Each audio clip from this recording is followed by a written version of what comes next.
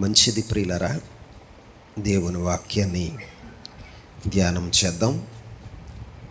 యెషయా గ్రంథము 55వ అధ్యాయం మొదటి 2 వచనాలు ధ్యానం చేద్దాం. దప్పికొనిన వారులారా నీళ్ల యొద్దకు రండి. రోకలు లేని వారులారా మీరు వచ్చి కొని భోజనము చేయుడి. రండి. రోకలు లేకపోయినను ఏమియు ఇయ్యకయే ద్రాక్షారసమును పాలను కొనుడి.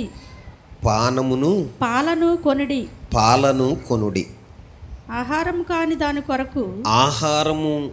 కాని దాని కొరకు మీరేలా రోకలిచ్చెదరు? సంతుష్టి కలుగు చేయని దాని కొరకు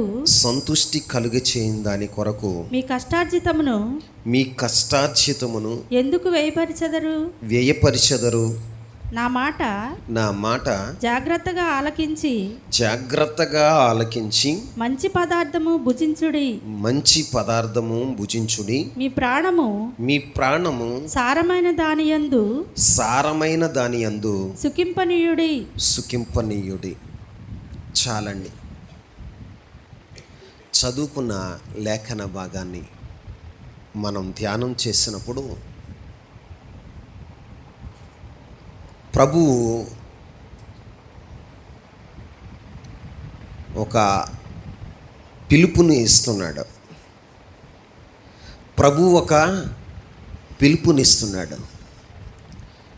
ఆయన ఏమని పిలుస్తున్నాడు అంటే, దప్పికొనిన వారులారా నీళ్ల యొద్దకు రండి. ఎక్కడికి రమ్మంటున్నాడు? నీళ్ల యొద్దకు రండి. రోకలు లేని వారులారా మీరు వచ్చి కొని భోజనము చేయుడి అని ప్రభు పిలిచేవాడుగా ఉన్నాడు. ఈ రోజున చాలామంది జీవితాల్లో అక్కర్లు ఉన్నాయి, అవసరతలు ఉన్నాయి. నీ అక్కర్లను, అవసరతలను, నీ దప్పికను బైబిల్ ఏమని చెప్తుందో తెలుసా? దప్పిక ఏమంటుంది? దప్పిక. ఈ రోజున దేవుని సన్నిధిలో ఉన్న మన జీవితాల్లో ప్రభువు పిలిచినప్పుడు, దప్పికొనిన వారులారా నీళ్ల యొద్దకు రండి అని పిలుస్తున్నాడు. ఆయన పిలిచినప్పుడు ఆయన పిలుపుకు ఎంతమంది విధేయత చూపేవారుగా ఉంటున్నారు? ఆయన పిలుపుకు సెవియొగ్గేవారుగా ఉంటున్నారు. ఈ రోజున మన జీవితాల్లో ఎన్నో అవసరతలు ఉన్నాయి. ఒకరిని మనం పిలిచినప్పుడు, ఒకరిని మనం కదిపినప్పుడు, ఏంటయ్యా అలా ఉన్నావు అంటే, ఏం చెప్పనయ్య గారు, ఆరోగ్యం బాగోలేదు అని చెప్తాడు. మరొకరిని పిలిస్తే, మరొకరిని అడిగితే, ఏంటి బ్రదర్ అలా ఉన్నావు? ఏం చెప్పనండి, ఆర్థిక పరిస్థితులు, రాబడి తక్కువ, ఖర్చు ఎక్కువ, కుటుంబాన్ని నడిపించడానికి చాలా ఇబ్బందిగా ఉందయ్యా అని చెప్తారు. ఏంటమ్మా చిలమ్మా నువ్వు అలాగున్నావు అంటే, కొంతమంది ఏమని చెప్తారో తెలుసా? అయ్యా అన్నీ ఉన్నాయి కానీ జీవితంలో మనశ్శాంతి లేదయ్యా. ఏమ్మా చీలమ్మా అలాగున్నావు అంటే, ఏం చెప్పనయ్యా, మంచి భర్తనిచ్చాడు, మంచి సమృద్ధినిచ్చాడు, పిల్లలు లేరయ్యా. ఇలాగా వారి కొరతలు, వారి అవసరతలు ప్రతి వారిని కదిపితే ఏదో ఒక అవసరతను చెప్తారు. నాకు ఇది అవసరత ఉంది, ఇది నా జీవితంలో లేదు అని వారు విన్నవించుకునేవారుగా ఉంటారు. కానీ నా దేవుడు నిన్ను పిలుస్తున్నాడు. ఆమేన్. నిన్ను పిలుస్తున్నాడు. దప్పిగొనిన వారలారా నీళ్ల యొద్దకు రండి. నీలో నీళ్ల యొద్దకు రాగలిగితే ఆయన నీ దప్పిని తీర్చేవాడుగా ఉంటాడు. ఆమేన్. నీ దప్పిని తీర్చేవాడుగా ఉంటాడు. ఆయన అంటాడు, మీరు దప్పుకొని ఉన్నారు, నీళ్ల యొద్దకు రండి. ఇక్కడ నీళ్ళే కాదు, మీకు ఆహారం కూడా ఉంది. ఏముంది? నీ పౌష్టికమైనటువంటి ద్రాక్షారసం ఉంది, నీకు పాలు కూడా దొరుకుతున్నాయి. ఏం దొరుకుతున్నాయి? పాలు కూడా దొరుకుతున్నాయి. కానీ నువ్వేం చేస్తున్నావో తెలుసా? నీ కష్టార్జితం అంతా కూడా నిన్ను సంతృప్తి పరచలేని వాటి కొరకు ఖర్చు చేస్తున్నావు. వేటి కొరకు ఖర్చు చేస్తున్నావు? నిన్ను సంతృప్తి పరచలేని వాటి కొరకు నీ కష్టార్జితం అంతా వ్యయపరిచేవాడుగా ఉంటున్నావు. కానీ నా ప్రభు పిలుస్తున్నాడు, దప్పికొనిన వారలారా నీళ్ల యొద్దకు రండి. నీళ్ల యొద్దకు రండి. ఆ నీళ్ళు ఎవరయ్యా అంటే ప్రభు అయిన యేసుక్రీస్తు ప్రభువారు. ఆమేన్. ప్రభు అయిన యేసుక్రీస్తు ప్రభువారు ఆయన దగ్గరికి వస్తే నీ దప్పిక ఎలా తీరుతుంది? నీ దప్పిక ఎలా తీరుతుంది అనుకుంటున్నావా? ఆయన దగ్గరికి వచ్చిన వారికి ఆయన రక్షణ అనేటువంటి నీటిని అనుగ్రహించేవాడగా ఉంటాడు. ఆమేన్. రక్షణ అనే నీటిని అనుగ్రహించేవాడగా ఉంటాడు. బైబిల్ చరిత్రను మనం పరిశీలన చేస్తే యేసుక్రీస్తు ప్రభువారు ఒకానొక దినాన యాకోబు బావి దగ్గర మధ్యాహ్న సమయంలో ఎండలో బావి దగ్గర కూర్చుని ఉన్నాడు.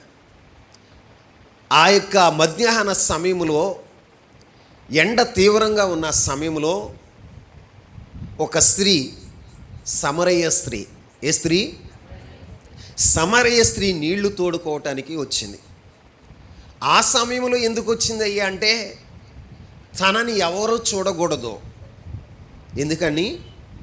తనని ఎవరు చూడకూడదు. ఎండలోనైతే బావి దగ్గర ఎవరు ఉండరు. కాబట్టి నేను త్వరగా వెళ్ళి నీళ్లు చేదుకుని నేను ఇంటికి వెళ్ళిపోవచ్చు అన్న ఉద్దేశంతో మధ్యాహ్న సమయంలో ఆమె యాకోబు బావి దగ్గరకు వచ్చింది. బావి దగ్గరకు వస్తే ఆ బావి దగ్గర కూర్చున్నాడు యేసుక్రీస్తు ప్రభువారు. నీళ్లు చేదుకుంటుంది సమరయ స్త్రీ. నీళ్లు చేదుకుంటున్న సమరయ స్త్రీతో, అమ్మా నేను దప్పికొని ఉన్నాను, కొంచెం నాకు నీళ్ళు. ఏమన్నారు?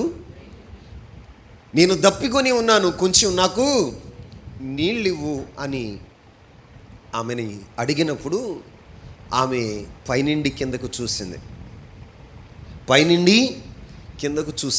చూసి నీవు యూదుడు కదా, నేను సమరయ స్త్రీని, యూదులు సమరయులతో సాంగత్యం చేయరు కదా, ఈ విషయం తెలిసి సమరయ స్త్రీనైన నన్ను నువ్వెలా దప్పికి ఇవ్వమని అడుగుతున్నావు అని యేసయ్యను ప్రశ్నించినప్పుడు యేసయ్య అన్నాడు, అమ్మా నిన్ను అడిగేది ఎవరో నీకు తెలిస్తే నీవు తిరిగి ఆయననే నీళ్ళు ఇమ్మని అడుగుతావు అని చెప్పాడు.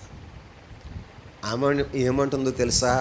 నీవు యాకోబు కన్నా గొప్పవాడవా? ఏమంటుంది? యాకోబు కన్నా గొప్పవాడవా అంటే యేసయ్య అంటున్నాడు, నిన్ను నీళ్లు అడుగుచున్నది ఎవరో నువ్వు తెలుసుకుంటే ఆయన్నే నీళ్ళు ఇవ్వమని నువ్వు అడుగుతావు. ఇదిగో ఈ బావిలో నీళ్లు, యాకోబు బావిలో నీళ్లు తాగిన వారు మరలా దప్పికొంటారు, కానీ నేనిచ్చే నీళ్లు తాగిన వారు మరలా ఎప్పుడు దప్పికొనరు, వారిలోనే జీవజల నది, జీవజలపు ఊట ఉబుకుచూ ఉంటుందంట. ఏమవుతుంది? జీవజలపు ఊట ఉబుకుచూ ఉంటుంది. వారు ఎప్పుడు ఇక మరలా దప్పికొనరు, వారి కడుపులో జీవజలపు ఊటలు ఉబుకుచూ ఉంటాయి అని ప్రభు చెప్పాడు. అప్పుడు సమరయ స్త్రీ అంటుంది, అయ్యా, నేను, నా ఇంటివారు, నా పశువులు ఎప్పుడు దప్పికొనుకుంటున్నాం. ఈ లోతైన బావి దగ్గరకు వచ్చి ప్రతిరోజు నీళ్లు చేదుకొని వెళ్ళవలసి వస్తుంది.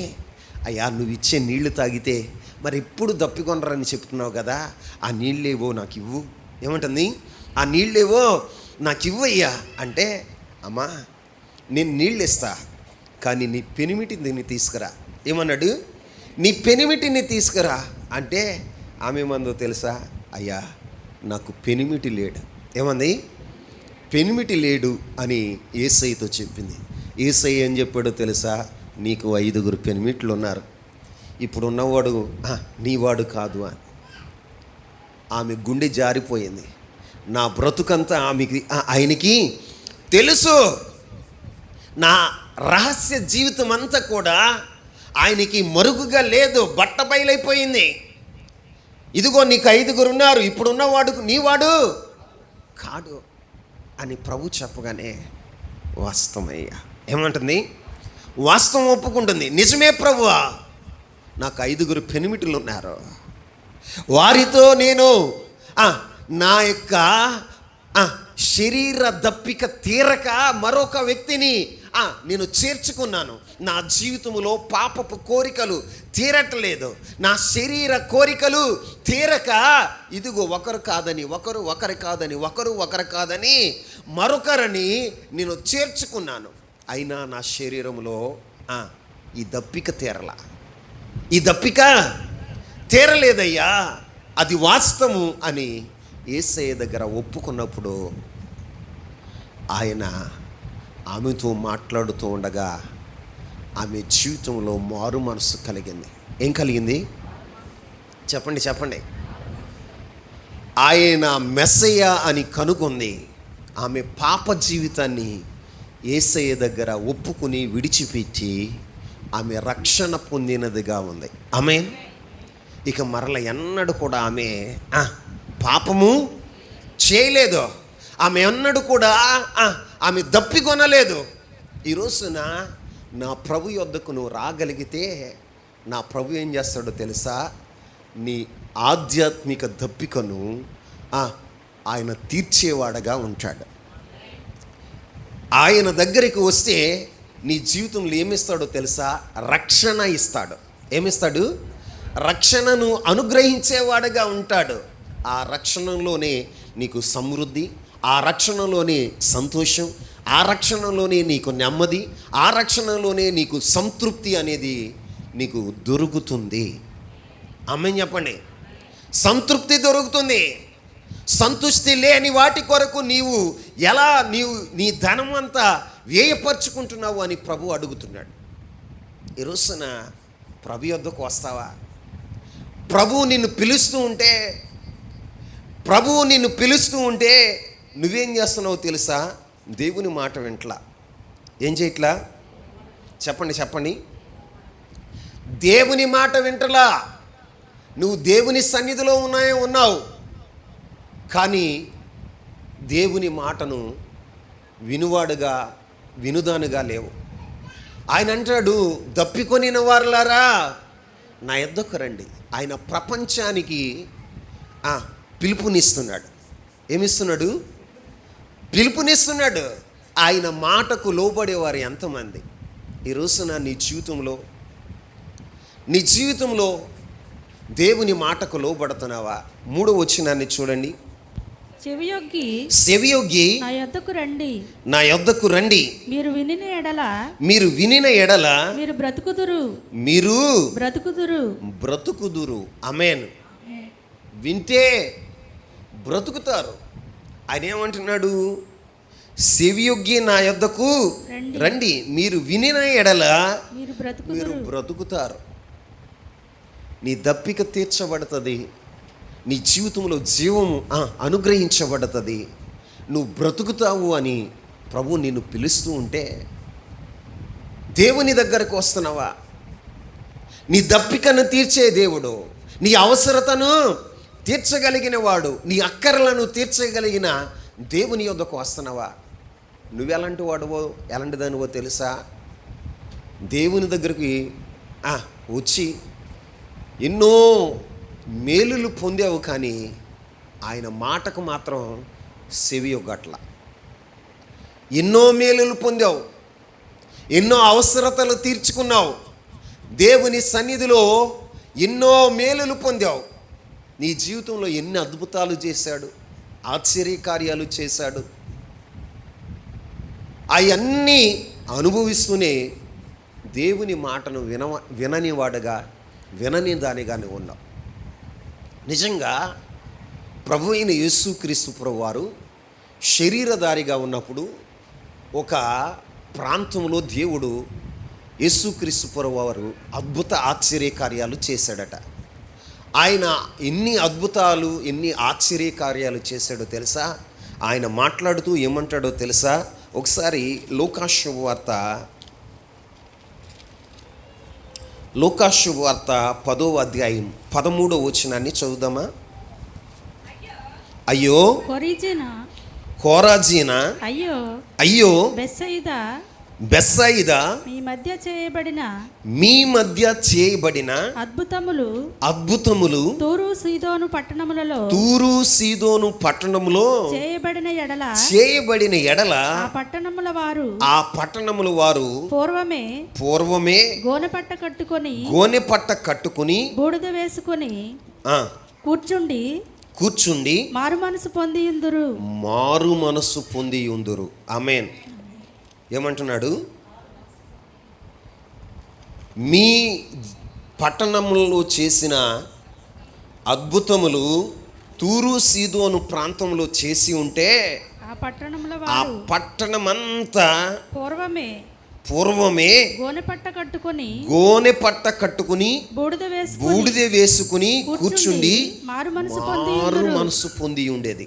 ఆమేన్. నువ్వు అద్భుతాలు చూస్తున్నావు, ఆశ్చర్యకార్యాలు చూస్తున్నావు, కానీ నీ జీవితంలో ఏం లేదయ్యి అంటే మారు మనసు లేదు. ఏం లేదు? చెప్పండి. దేవుడు అద్భుతం చేస్తున్నాడు, ఆశ్చర్యకార్యాలు చేస్తున్నాడు, కానీ నీ జీవితంలో ఏం లేదయ్యి అంటే మారు మనసు లేనివాడగా, మారు మనసు లేని దానిగా ఉన్నావు. అద్భుతాలు కావాలి నీకు. ఏం కావాలి? అద్భుతాలు కావాలి, కానీ మారు మనసు వద్దు. ఏమొద్దు? మారు మనసు వద్దు. నువ్వు బ్రతకాలంటే ఏం కావాలో తెలుసా? మారు మనసు అవసరం. నీవు నిత్య జీవం పొందాలి అంటే ఏది అవసరమో తెలుసా? మారు మనసు అవసరం. కానీ నీ జీవితంలో ఏం కోరుకుంటున్నావు అంటే అద్భుతాలు మాత్రమే కోరుకుంటున్నావు.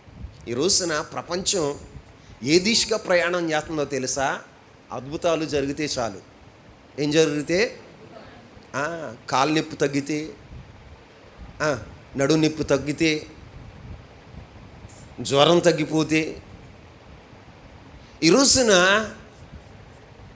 నీ జీవితంలో ప్రభువు అద్భుతాలు చేయడాన్ని చెప్పట్లా, అద్భుతాలు చేస్తాడు. ఆమేన్. ఆయనే చెప్తున్నాడు, ఓ కోరజీనా, ఓ బెత్సయిదా,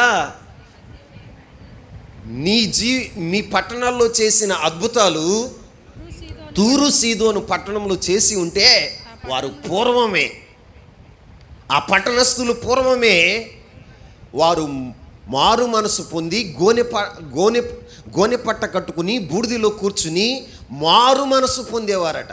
ఏం పొందేవారు? మారు మనసు పొందేవారు. కానీ నువ్వు అద్భుతాలు అనుభవిస్తున్నావు, కానీ మారు మనసు లేదు. ఏం లేదు? చెప్పండి. మారు మనసు లేని జీవితం, మారు మనసు లేని జీవితం. ప్రభు అంటాడు, ఇదిగో దేవుని తీర్పు సమయంలో ఆ యొక్క తూరు సీదోను పట్టణం యొక్క గతి వారవదగినదిగా ఉంటుందంట. ఎలా ఉంటుంది? ఓ నామకార్థ క్రైస్తవుడిగా ఉంటున్న ప్రియమైన సహోదరుడా, ప్రియమైన సహోదరి, ప్రభు చెప్తున్న మాట ఏంటో తెలుసా? న్యాయ విమర్శ దినమున సింహాసనసీనుడై కూర్చున్నప్పుడు నీ గతి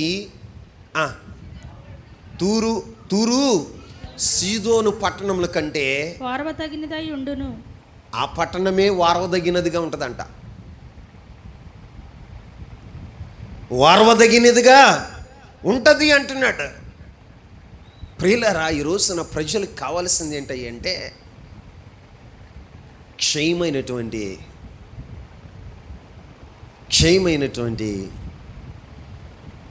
అద్భుతాలు. ఇప్పుడు యేసయ్య అద్భుతాలు చేశాడు. కుంటివారిని బాగు చేశాడు, గుడ్డివారికి చూపించాడు, చాంద్ర రోగుల్ని బాగు చేశాడు. వారి జీవితాల్లో ఎన్నో అద్భుతాలు చేశారు. చచ్చిన వారిని సైతం ఆయన లేపాడు. వారు మరలా చనిపోకుండా ఉన్నారా? మాట్లాడాలి. అద్భుతం అనుభవించిన వారు చనిపోకుండా ఉన్నారా? అమ్మా గట్టిగా చెప్పండి. బతికారా చచ్చిపోయారా? చనిపోయారు. యేసయ్య చెప్తున్న మాట ఏంటో తెలుసా? యేసయ్య చెప్తున్న మాట ఏంటో తెలుసా? ఉట్లూరు మీటింగ్కి వచ్చారా మీరు? ఎన్ని రోజులు వచ్చారు అమ్మా? ఒకరోజు వచ్చారు. ఉట్లూరు మీటింగ్లో అయ్యగారు, ఉట్లూరు మీటింగ్ నూజివీడు మీటింగ్లోను అయ్యగారు చెప్పిన మాట ఏంటంటే, ఒక కనాను స్త్రీ, ఆ నూజివీడు మీటింగ్ రెండో రోజు, ఒక కనాను స్త్రీ యేసయ్య దగ్గరకు వచ్చి, అయ్యా నా బిడ్డకి దెయ్యం పట్టింది, దాన్ని విడిపించు, దాన్ని బాగు చేయి అంటే యేసయ్య ఏం మాట్లాడలేదంట, మౌనంగా వెళ్ళిపోతున్నాడంట. అయినా కూడా ఆమె, అయ్యా నన్ను కనికరించయ్యా, యేసయ్యా కృప చూపించయ్యా అని ఆయన అడుగుతూ ఉంటే శిష్యులు ఏమంటున్నారు తెలుసా? ఏం గోల చేస్తుందయ్యా, ఏం అవసరత ఏంటో తీర్చి పంపించేయరాదు అంటాడు. అప్పుడు యేసయ్య ఏమన్నాడో తెలుసా? అమ్మా నీకు నేను అద్భుతం చేయగలను కానీ, నీ బిడ్డను నేను స్వస్థపరచగలను కానీ, పిల్లల రొట్టెను తీసుకుని కుక్క పిల్లలకి వేయం కదా అని ప్రభు చెప్పాడు. అంటే అర్థం ఏంటి? అంటే అర్థం ఏంటయ్యా అంటే, కుక్క లాంటి స్వభావం ఉంది. ఏ స్వభావం చెప్పాలి? కుక్క లాంటి స్వభావం. కుక్క స్వభావం ఏంటి? తిండికి ఆతురత పడుతుంది. ఏం చేస్తుంది కుక్క? ఏం చేస్తుంది? కక్కిన దాన్ని మరలా తినేటువంటి స్వభావం. అంటే పరిపూర్ణమైనది కాదు ఆమె. విశ్వాసంలో, పరిశుద్ధతలో పరిపూర్ణమైనది కాదు. ఆమెకి ఏం కావాలి అంటే అద్భుతం కావాలి. ఏం కావాలి? అద్భుతం కావాలి. అద్భుతం జరిగినాక మళ్ళీ మామూలుగానే జీవితం.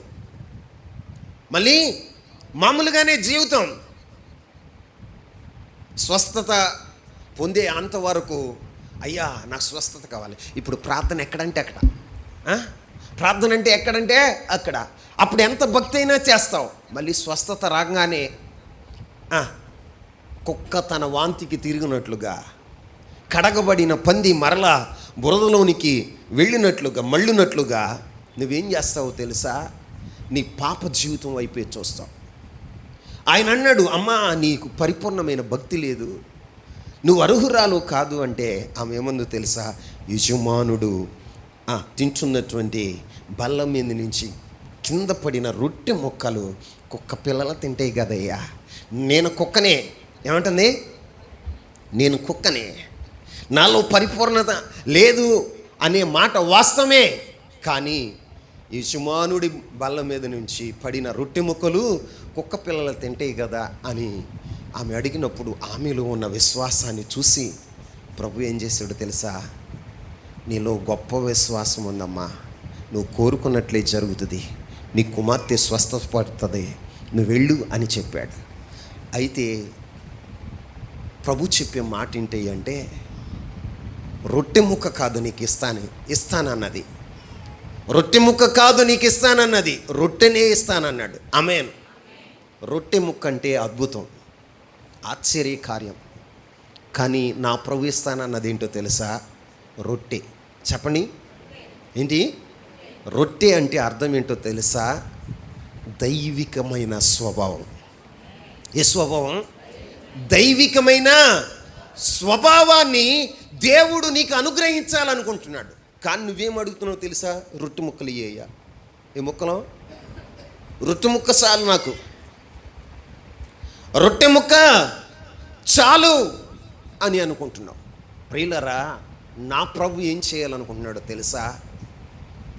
నీకు రొట్టెను ఇవ్వాలనుకుంటున్నాడు. అంటే దైవికమైన స్వభావాన్ని నీకు ఇవ్వాలనుకుంటున్నాడు.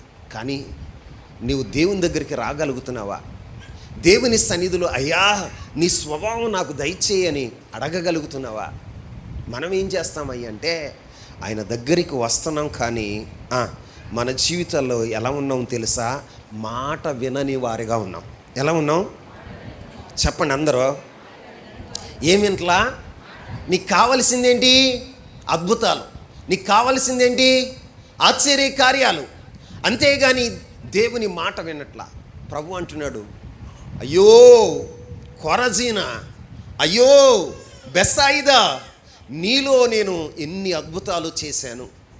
నిజంగా మీలో చేసిన అద్భుతాలు ఆశ్చర్య కార్యాలు తూరు సీదోను పట్టణంలో నేను చేసి ఉంటే వాళ్ళు పూర్వమే గోని పట్ట కట్టుకుని బూడిదలో కూర్చుని మారు మనసు పొందేవాళ్ళట. ఏం పొందేవాళ్ళు? మరి నీ జీవితంలో ఎన్ని అద్భుతాలు చేశాడండి, ఎన్ని ఆశ్చర్య కార్యాలు చేశాడండి. నీ స్థితిని మార్చాడు.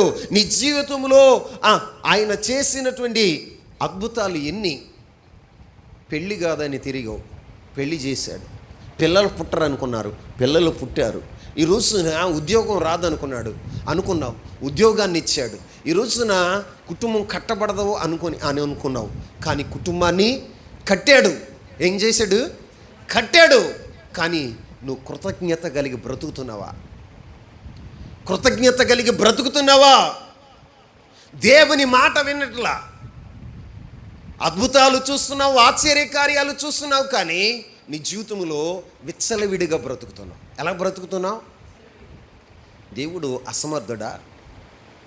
నీ ఇష్టం వచ్చినట్లుగా నువ్వు బ్రతుకుతూ ఉంటే, దేవుని సన్నిధికి వచ్చి నీకు ఇష్టం వచ్చినట్లుగా నువ్వు బ్రతికితే ఆయన చూస్తూ ఊరుకుంటాడా? చెప్పండి, ఊరుకుంటాడా? కన్నులు ఇచ్చిన వాడు చూడకుంటాడా? అమ్మా, చూడకుండా ఉంటాడా? మాట్లాడరా.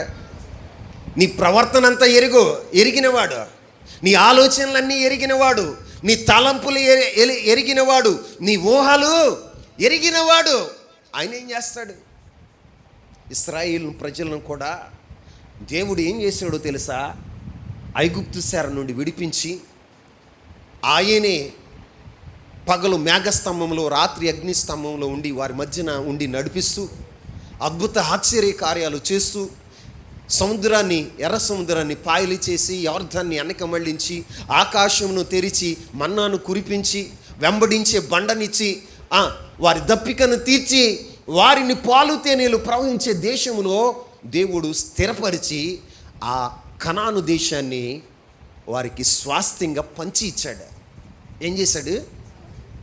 పంచి ఇచ్చాడు. పంచి ఇస్తే వారేం చేస్తున్నారు తెలుసా?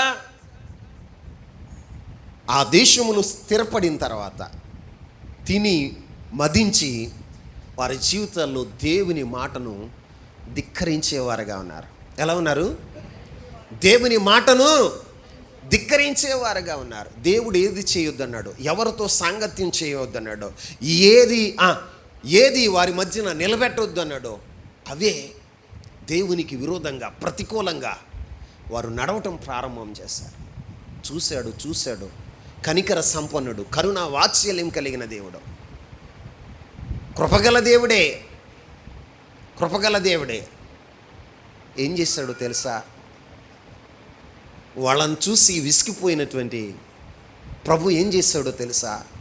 మాట వినని తత్వాన్ని చూసి వారిని ఏం చేశాడో తెలుసా? శత్రువులను పంపించాడంట. ఎవరిని? 70 సంవత్సరాలు బబులోను సామ్రాజ్యానికి వాళ్ళు ఏమైపోయారో తెలుసా? బానిసలుగా వెళ్ళిపోయారు. ఒకప్పుడు ఐగుప్తు దేశంలో ఉన్న 430 సంవత్సరాలు బానిసలుగా ఉన్నారు. ఎన్ని సంవత్సరాలు? నీ జీవితంలో కూడా దేవుడు గడచిన కాలంలో, ఏ కాలంలో? గతించిన కాలంలో ప్రభు ఏం చేశాడో తెలుసా? నిన్ను కూడా బానిసత్వ సంఖ్యల నుండి విడిపించాడు, పాపము నుండి విడిపించాడు, లోకము నుండి విడిపించాడు, అన్యత్వం నుండి విడిపించాడు. ఈ రోజున నీ జీవితంలో సాతాను బంధకాల నుండి విడిపించిన వాడుగా ఉన్నాడు. విడిపించి నీ కుటుంబంలో నెమ్మది, క్షేమం, సమృద్ధిని దేవుడు అనుగ్రహిస్తే బాగా తిని బలిసి, క్షమించండి నన్ను, బాగా తిని బలిసి దేవునికి ప్రతికూలంగా నడుస్తున్నావు. నీ ఆలోచన సరళి ఎలా ఉందో తెలుసా? దేవునికి ప్రతికూలంగా ఉంది, దేవునికి విరుద్ధంగా ఉంది. దేవుడు చూస్తూ ఊరుకుంటాడు అనుకున్నావా? తను ప్రేమించి, తను విడిపించి, తను అద్భుతాలు చేసి, ఆశ్చర్య కార్యాలు చేసి, విడిపించి తీసుకువచ్చి స్థిరపరిచిన దేవుడే మరలా ఏం చేశాడో తెలుసా?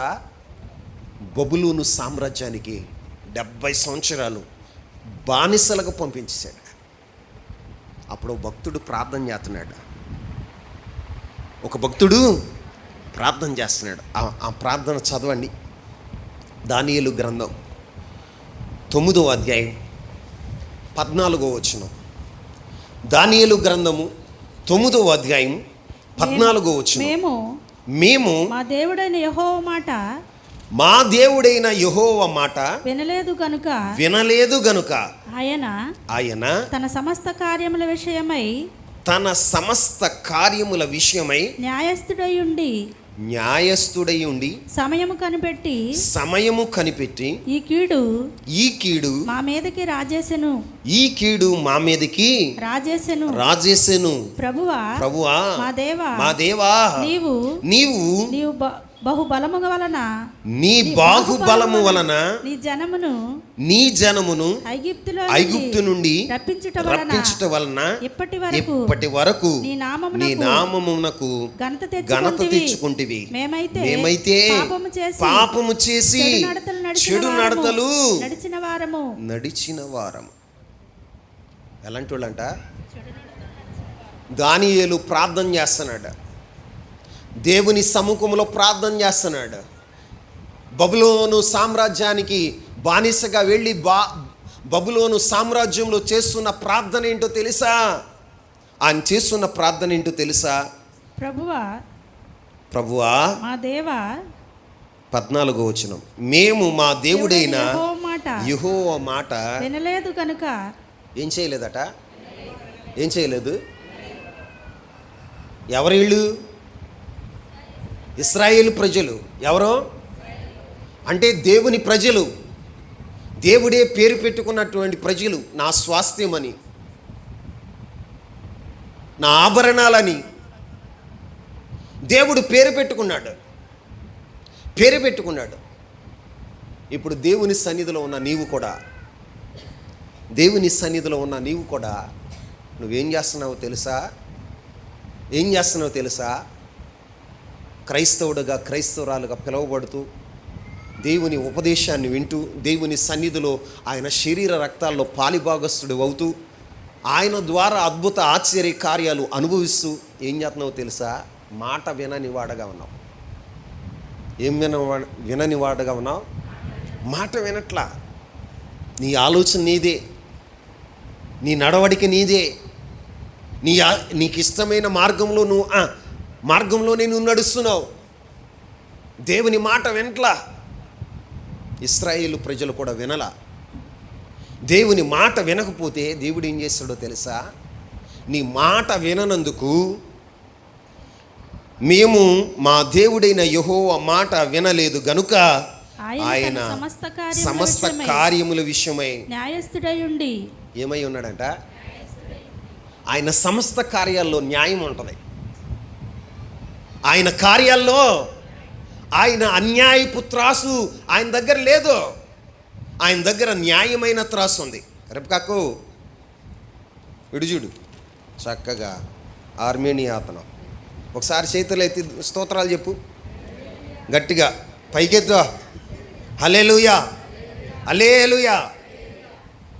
చక్కగా జోలపాట పడినట్టుకున్నట్టున్నా. కలజోడు పెట్టుకున్నానుగా, కనపడదలే అయ్యగారికి అనుకున్నావా? కనపడుతున్నావు. దేవునికి మహిమ కలుగును గాక. హల్లెలూయా. దేవుడు అన్యాయస్తుడు కాదు. ఏ కుటుంబం విషయంలో, ఏ మనిషి విషయంలో దేవుడు అన్యాయం చేయడు. అన్యాయం చేయడు. ఆయన గురించి రాయబడిన మాట ఏంటో తెలుసా? ఆయన ఏమంటున్నాడు తెలుసా? దానియేలు గారు ఏమంటున్నాడు? నీవు సమస్త కార్యముల విషయమై న్యాయస్థుడివై ఉన్నావు. సమయము కనిపెట్టి. నువ్వు న్యాయస్థుడివయ్యా, న్యాయం చేసే దేవుడివయ్యా. మా జీవితాల్లో మేము బబులోను సామ్రాజ్యానికి బానిసలుగా వెళ్ళిపోవటానికి నీవు అన్యాయం చేయలా. నీవు అన్యాయం చేయలా. మేమే ఏం చేసాం తెలుసా? నీ మాట వినలా. ఏం వినలా? నీ మాటను మేము వినలా. అందుకే సమయము చూసి, ఏం చూసి చెప్పండి? సమయము కనిపెట్టి ఈ కీడు. అమ్మా ఇప్పుడు బాగానే ఉన్నాను, తాగినా తందనాలన్నా ఏం చేయట్లా. దేవుడు కనికరిస్తున్నాడు, కృప కలిగిన దేవుడు అనుకోమాక. ఒళ్ళు అమ్ముకుని డబ్బులు సంపాదిస్తున్నా వయసులో ఉండగానే సంపాదించుకోవాలని అనుకుంటున్నావేమో. అన్యాయం చేస్తూ అక్రమ రాతలు రాస్తూ డబ్బులు సంపాదిస్తున్నానని అనుకుంటున్నావేమో. ప్రభువు న్యాయవంతుడు. ఆమేన్. ఆయన దగ్గర ఏముందో తెలుసా? న్యాయమైన త్రాసు ఉంది. ఏముంది? ఆయన నువ్వు మారతావు అన్న ఉద్దేశంతో నీకేం చేస్తున్నాడు తెలుసా? సమయాన్ని నీకు ఇస్తున్నాడు, అవకాశాన్ని నీకు ఇస్తున్నాడు, ఆపర్చునిటీ నీకు ఇస్తున్నాడు. కానీ నువ్వేం చేస్తున్నావు తెలుసా? దేవుడు కృప కలిగిన వాడండి. దేవుడు శాశ్వతమైన కృప చూపే దేవుడు అండి. ఆయన ఏ దేవుడు? ఎప్పుడు చూపుతాడు? మాట వింటే చూపుతాడు. నువ్వు మాట వినకుండా నీ ఇష్టానుసారంగా నువ్వు బ్రతికితే ఆయన కృప చూపుతాడా? కృప నీకు అలవాటు అయిపోయింది. కృప కలిగిన దేవుడు, కృప కలిగిన దేవుడు అని కృప గురించి పాడుకుంటూ నువ్వు ఏ పాపం చేసినా ఊరుకుంటాడు అనుకో. మాకు దేవుడు ఏం చేస్తాడో తెలుసా? సమయము చూసి. ఏం చూసి? అక్కడ రాయబడిన మాట ఏంటి? సమయము కనిపెట్టి. ఆ మాట చదివితే నీ గుండెలు ఏమవుతున్నాయో తెలుసా? నా గుండెలు అయితే బద్దలవుతున్నాయి. అమ్మ బాబోయ్, దేవుడు కూడా నీ ఇష్టం వచ్చినట్టు సమయంలో నువ్వు పాపం చేసేవని వెంటనే నీకు పనిష్మెంట్ ఇవ్వడో. మనుషుల యొక్క ఆలోచన ఏంటో తెలుసా? తన అతిక్రమమునకు వెంటనే శిక్ష రావట్లేదని భయం విడిచి ఏం చేస్తున్నారో తెలుసా? పాపం చేసేవారుగా ఉంటున్నారు.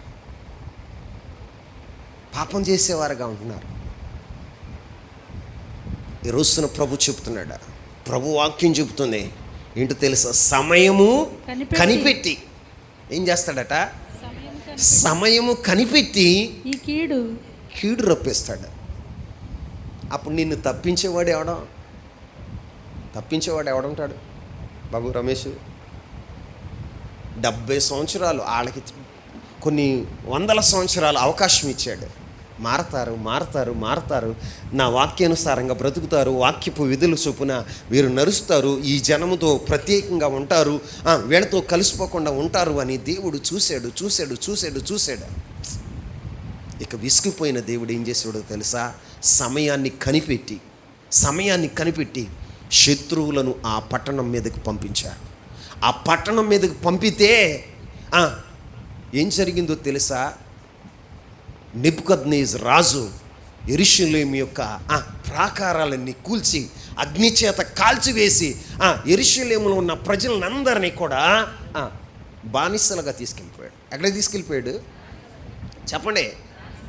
యెరూషలేము పట్టణం ఒకప్పుడు ఖ్యాతి కలిగింది, ఒకప్పుడు వైభోగం కలిగింది. రక్షణ దానికి ప్రాకారం అని, ప్రఖ్యాతియే దానికి గుమ్మములని పేరు పొందినటువంటి పట్టణం ఏమైపోయిందో తెలుసా? కాల్చబడింది. ఏమైందండి? కాల్చబడింది. ఎందుకు ఆ కీడు జరిగింది? ఎందుకు ఆ కీడు జరిగింది? ప్రభు మాట వెనక. ప్రభు మాట ఈ రోజున మీకు దండం పెట్టి చెప్తున్నా, ప్రభు అనేక సంవత్సరాలుగా నిన్ను పిలుస్తున్నాడు. అనేక సంవత్సరాలుగా నిన్ను పిలుస్తున్నాడు. దప్పికొనిన వారులారా నా యొద్దకు రండి. ఏమంటున్నాడండి? దప్పికొనిన వారులారా నా యొద్దకు రండి, నీళ్ళ యొద్దకు రండి అని ప్రభు పిలుస్తుంటే ఆయన మాటలు నీ చెవిన పడతానే, కానీ నువ్వేం చేస్తున్నావు తెలుసా? చెవి యొగ్గకున్నావు. ఏం చేయకున్నావు? చెవి యొగ్గక ఉన్నావు. ఈ రోజున చెవి యొగ్గకపోతే నీ జీవితంలో నువ్వు తెలుసుకోవలసింది ఏంటో తెలుసా? ఒక దైవ సేవకుడుగా నీ క్షేమాన్ని కోరి, నీ ఆశీర్వాదాన్ని కోరి నేను చెప్తున్న మాట, దేవుడు సమయం చూసి ఏంటంట, సమయాన్ని కనిపెట్టి కీడుని అనుమతిస్తాడట. దేవుడు కీడుని కూడా అనుమతిస్తాడా? ఎందుకు అనుమతించడు? నిన్ను శుద్ధినిగా చేయాలంటే, నిన్ను పరిపూర్ణుడిగా చేయాలంటే, నీ జీవితంలో దేవుడు కోరుకున్నటువంటి స్వభావం నీలోనికి రావాలి అంటే, నీ జీవితంలోనికి కూడా దేవుడు ఏం చేస్తాడో తెలుసా? శ్రమను అనుమతిస్తాడు. ఏం చేస్తాడు? శ్రమను అనుమతిస్తాడు. సమయము కనిపెట్టి ఇశ్రాయేలు ప్రజల మీదకి కీడును రప్పించాడట. ఏం రప్పించాడు?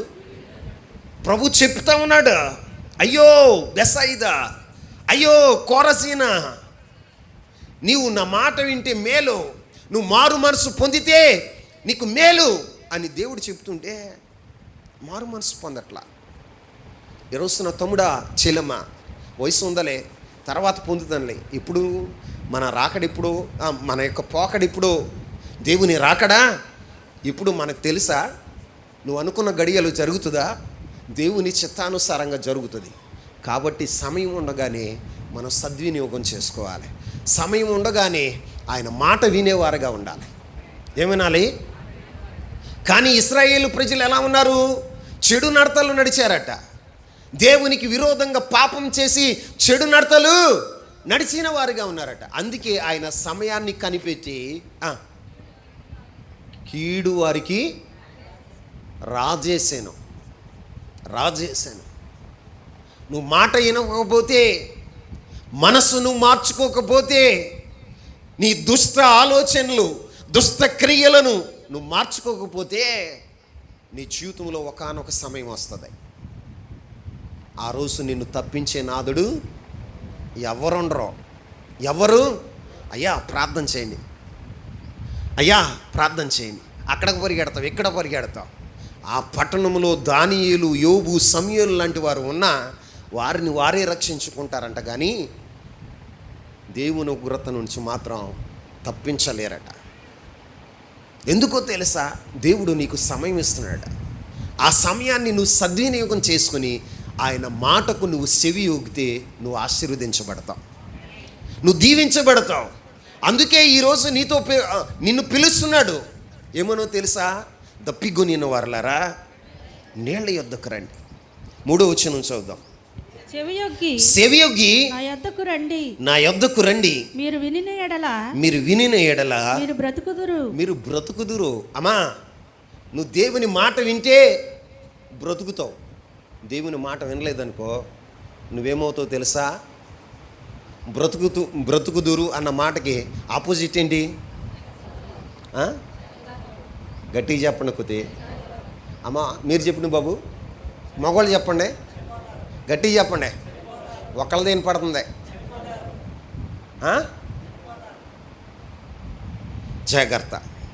జాగ్రత్త. అందుకని మనం ఏం చేయాలి అంటే దేవుని మాట వినాలి. వినకపోతే ఏమవుతుందో తెలుసా? ఆయనకి మొహమాటం ఉండదు. ఏముండదు చెప్పండి అందరూ? బైబిల్లో ఒక దైవజనుడు ఉన్నాడు. అతగాడి పేరేంటంటే బిలాము. చెప్పండి, బిలాము దేవుని ప్రత్యక్షత కలిగిన వాడు, దేవుని ముఖాముఖిగా చూసేవాడు, ముఖాముఖిగా మాట్లాడేవాడు, దేవుని ఉద్దేశాలు తెలుసుకునేవాడు. అలాంటి ప్రత్యక్షత కలిగిన దైవజనుడి దగ్గరికి బాలాకు అనే రాజు తన పనివారిని పంపించాడు. ఎవరిని? బాలాకు రాజు పనివారిని పంపించి, ఇదిగో నా దేశం మీదకి ఐగుప్తు దేశం నుంచి ఒక సమూహం వచ్చింది, వారు భూతలమంతా ఉన్నారు, వారిని శపించటానికి దయచేసి నా యొద్దకు రా, నీకు ఇంటిడు బంగారం ఇస్తా. ఎంత బంగారం? ఇంటిడు బంగారం ఇస్తాను అన్నాడు. ఆ దైవజనుడు దేవుని మాట లేకుండా కదలడం, ఆ దైవజనుడు దేవుని మాట తప్ప మరొకటి చేసేవాడు కాదు. అలాంటి దైవజనుడు ఏమన్నాడు తెలుసా? ఉండు ఆ ఇంటిడు బంగారం ఇస్తాను అనేసరికి ఏమన్నాడు తెలుసా? ఉండు ఇక్కడే ఉండండి అని దేవుని దగ్గరికి వెళ్ళి ప్రార్థన చేస్తున్నాడు. ప్రభు అన్నాడు, వారు ఆశీర్వదించబడిన జనం. ఈ జనం వారు ఆశీర్వదించబడిన జనం, వారిని శపించటానికి నువ్వు వెళ్ళొద్దు. ఏమన్నాడు? శపించటానికి నువ్వు వెళ్ళొద్దు అని ప్రభు చెప్పాడు. ఏం చేయాలి? నీలిమక్క ఏం చేయాలి? ఆగిపోవాలి. ప్రభు అనుమతి ఇవ్వలేదయ్యా, మీరు వెళ్ళిపోండి. వీళ్ళు ఏమంటున్నారు తెలుసా? ఇంటిడు బంగారం. ఏమంటున్నారు? ఇంటిడు బంగారం చూసుకో, ఇంటిడు బంగారం చూసుకో అంటే మరలా ఆగండి. ఏమంటున్నాడు? మరలా ఆగండి, నేను ప్రార్థన చేస్తాను ప్రభు దగ్గర కనుకుంటాను. దేవుడు మనిషిలాగా మాట మార్చుకోడు. సంఖ్యాకాండంలో ఏం రాయబడి ఉందో తెలుసా? ఒకసారి చదవండి. సంఖ్యాకాండము 23వ అధ్యాయం 9వ వచనం. మెట్టల శిఖరము నుండి. సంఖ్యాకాండము 23వ అధ్యాయము 19వ వచనం. దేవుడు అబద్ధమాడుటకు ఆయన మానవుడు కాదు, పశ్చాత్తాపడుటకు ఆయన నరపుత్రుడు కాదు. ఆయన చెప్పి చేయకుండునా, మాట ఇచ్చి స్థాపించకుండునా. దేవుడు ఎలాంటి వాడట చెప్పాలి? అబద్ధమాడుటకు. రే ఇట్రా, నువ్వు నేను ప్రతి వారం చూస్తాను. ఇట్రా రాజుగారు ఒక వైరిండి, వాతలు తేలిపోతాయి మళ్ళీ. ఇటండి రా, మీరు గోడ కానుకోమండి. ఇటండి, ఇటు కూర్చోండి లేకండి రా, ఇటండి. మీరు డ్రమ్ పక్కన డ్రమ్ వెనకమాల కూర్చొని ఇట్రా. రే కదలవేరా, అభిగా రానా, ఇంకా రండి, వీళ్ళ దగ్గర జరగండి. రే రోహన్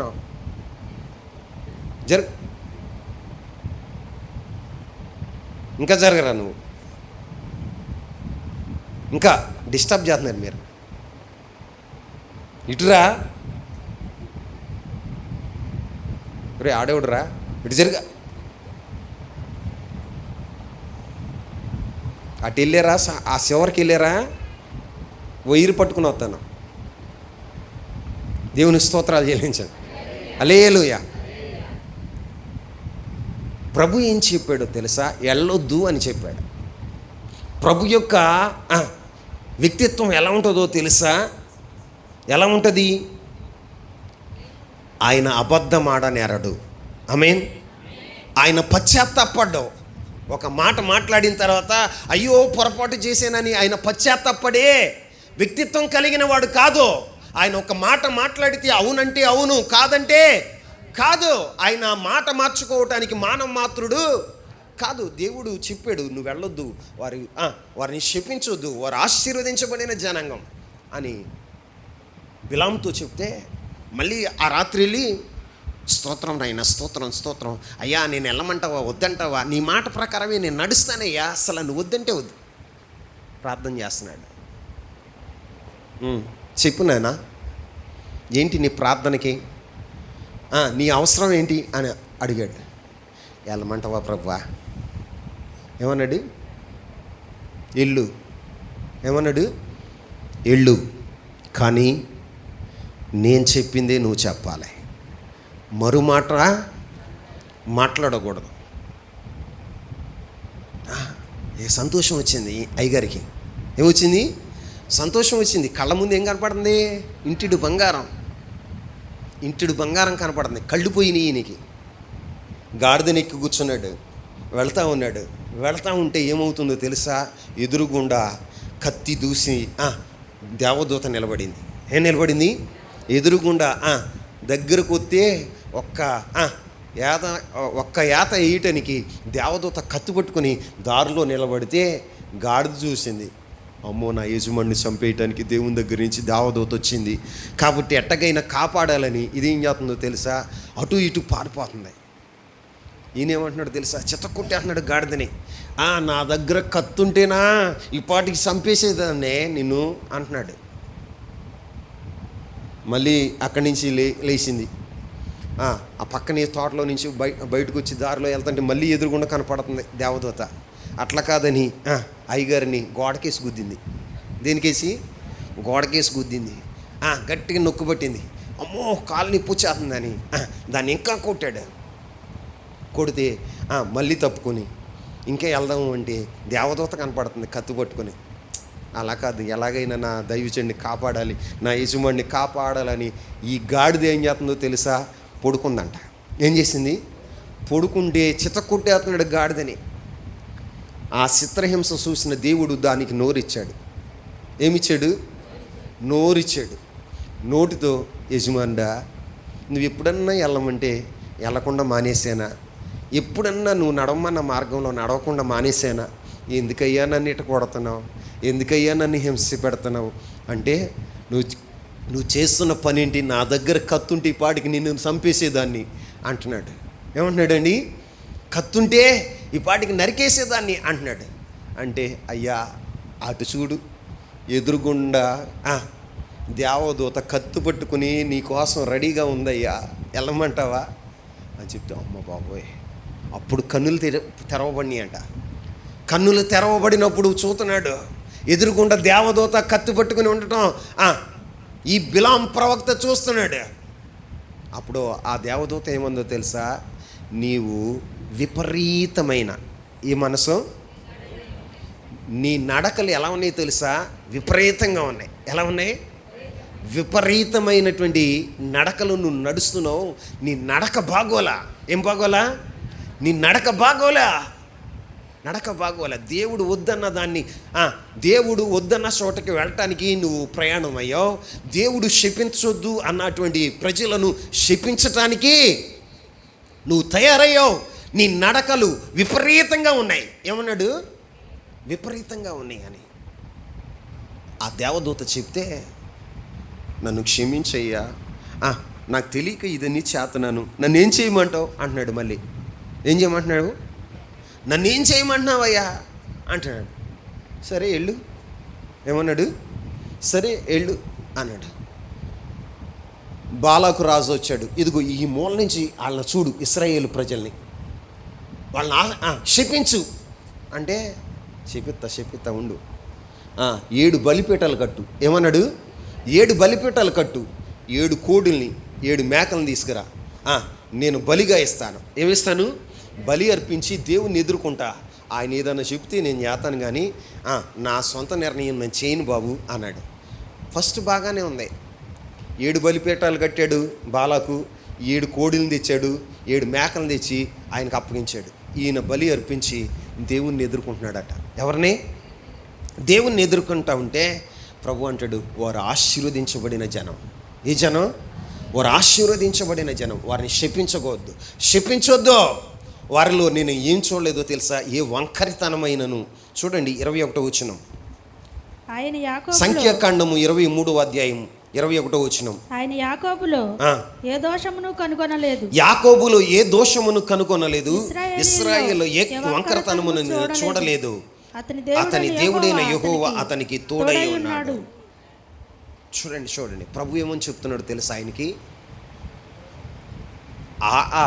యాకోబులో ఏ దోషము నాకు కనపడలేదు, యాకోబు యొక్క గుడారములో ఏ వంకరతనము నేను చూడలేకపోయానయ్యా, నేను తోడై ఉన్నా అని దేవుడు బిలాము ప్రవక్త చెప్తుంటే ఆ మాటలు ఏమంటున్నాడు?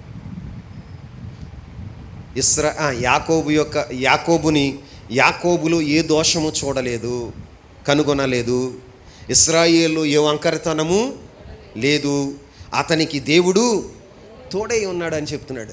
శపించమంటే ఏం చెప్తున్న మాటలు ఏంటో తెలుసా?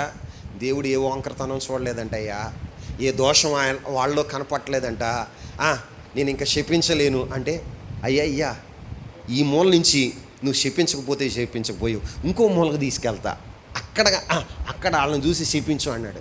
అక్కడికి వెళ్ళి అది చేసిన దేవుడు శపించాల. ఇంకో చోటకి వెళ్ళి బలిపీఠాలు కట్టి వాళ్ళని చూడమన్నా అక్కడ కూడా దేవుడు శపించాల. ఎందుకంటే దేవుడు మనసు ఇక్కడ రాయబడిన 18వ వచనంలో ఏమన్నాడో తెలుసా?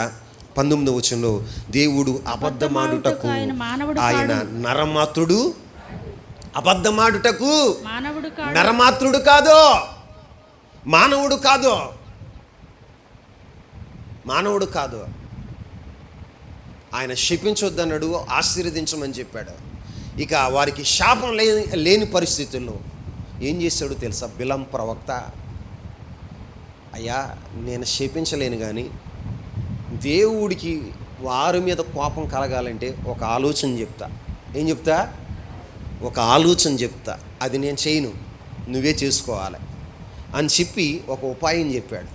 ఇశ్రాయేల్లో దేవుడు ఏ వంకరితనము చూడలా, ఏ దోషము చూడలా. వారిని శపించాలంటే వారిలో అపవిత్రత కలగాలి, వారిలో దోషం ఉండాలి, వారిలో వంకరతనం ఉండాలి. ఇదిగో వారి జీవితాలు పాడైపోయినప్పుడు దేవుడే వారిని క్షపిస్తాడు అని చెప్పి, ఇదిగో మీరు మోయాబు ప్రాంతంలో ఉన్న ఈ ప్రజలు చాలా అందంగా ఉంటారు కాబట్టి వాళ్ళతో మీరు సాంగత్యం చేయండి, ఇదిగో వారిని అపవిత్రపరచండి, మీ విగ్రహారాధనకి వాళ్ళని పిలవండి, మీ విందులకు వాళ్ళని పిలవండి, వాళ్ళ పిల్లల్ని మీరు చేసుకోండి, వివాహం చేసుకోండి. అలా నువ్వు చేయగలిగితే వారిలో అపవిత్రవుతుంది, అప్పుడు దేవుడు వారికి విరోధంగా మారతాడు అని ఒక చెడ్డ సలహా ఇచ్చాడు. ఒక దైవజనుడు పరిశుద్ధతను నేర్పించవలసిన వాడు, ఒక దైవజనుడు దేవుని చిత్తాన్ని జరిగించవలసిన వాడు ఇశ్రాయేలు ప్రజల పక్షాన ఏం చేశాడో తెలుసా? వాళ్ళు అపవిత్రతకి కారకుడయ్యాడు. ఏమయ్యాడు? దేవుడు ఏం చేశాడో తెలుసా? బిలాముని కత్తి చేత చంపించేశాడు. ఏం చంపించాడు? దేవుని మాట వినని బిలాముని వదిలిపెట్టలా. దేవుని ప్రజలైనా దైవ సేవకులైనా ఆయనకి మొహమాటం ఉండదు. ఆయన నీతి న్యాయములు ఆయన సింహాసనమునకు ఆధారములై ఉన్నాయి. అందరికీ ఒకటే తీర్పు, ఈడు మనోడు, ఈ మనది అని ఆయన దురభిమాన పాపం చేయడు. ఆయన ఏం చేశాడో తెలుసా?